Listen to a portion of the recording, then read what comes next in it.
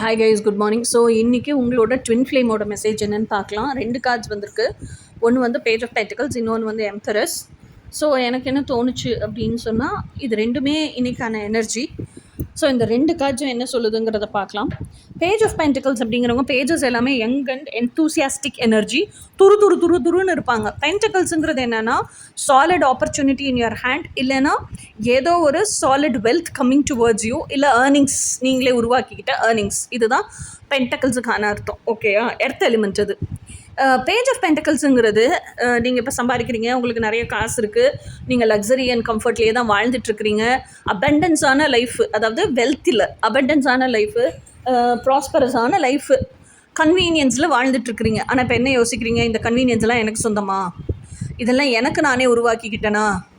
நான் இங்கே வந்து லக்ஸரி அண்ட் கம்ஃபர்ட்டில் வாழ்ந்தாலும் எனக்கான ஒரு வேளை சோறுனாலும் நான் சம்பாதிச்சு சாப்பிட்றேனா?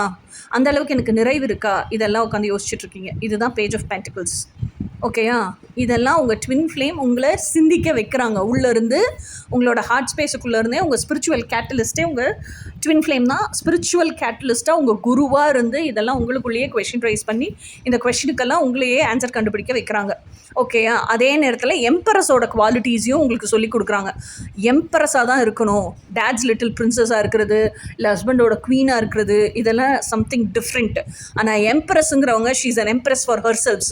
மற்றவங்க எம்ப்ரெஸ்ஸாக ட்ரீட் பண்ணணும்னு வெயிட் பண்ணிட்டு இருக்க மாட்டாங்க, அவங்களே எம்ப்ரெஸ்ஸாக தான் பிஹேவ் பண்ணுவாங்க. ஓகேயா? ஸோ எம்ப்ரெஸ்ஸுங்கிறவங்க she never chases for anything. எதையும் பின்னாடி அவங்க ட்ரீம்ஸாகவே இருந்தாலும் அதை சேஸ் பண்ணிட்டு ஓட மாட்டாங்க.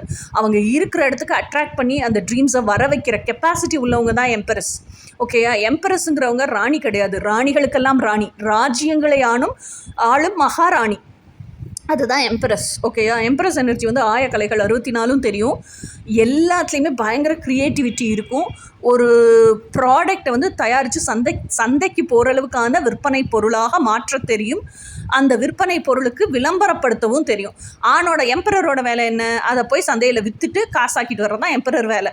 ஸோ தன்னுடைய பெண்மையினுடைய நுட்பம் என்ன, நளினம் என்னன்னு தெரிஞ்சவங்க, இன்னொன்று நிறைய விஸ்டம் இருக்கக்கூடியவங்க, தன்னோட ட்ரீம்ஸுக்கு தகுந்த மாதிரி தன்னைத்தானே அலைன் பண்ணிக்கிட்டோம் அப்படின்னு சொன்னால், அந்த லா ஆஃப் ரெசனன்ஸாகவே மாறிட்டோம் அப்படின்னு சொன்னால், பிரபஞ்சம் நீங்கள் என்ன வைப்ரேஷனாக இருக்கிறீங்களோ அதை கொடுத்தே தீரும். இது பிரபஞ்ச விதி. இது வேறு மாதிரிலாம் வேலை செய்யாது.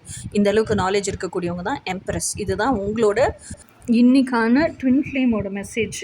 ஸோ இனி நாளைக்கான மெசேஜ் என்னன்னு நாளைக்கு பார்ப்போம். Until then, by.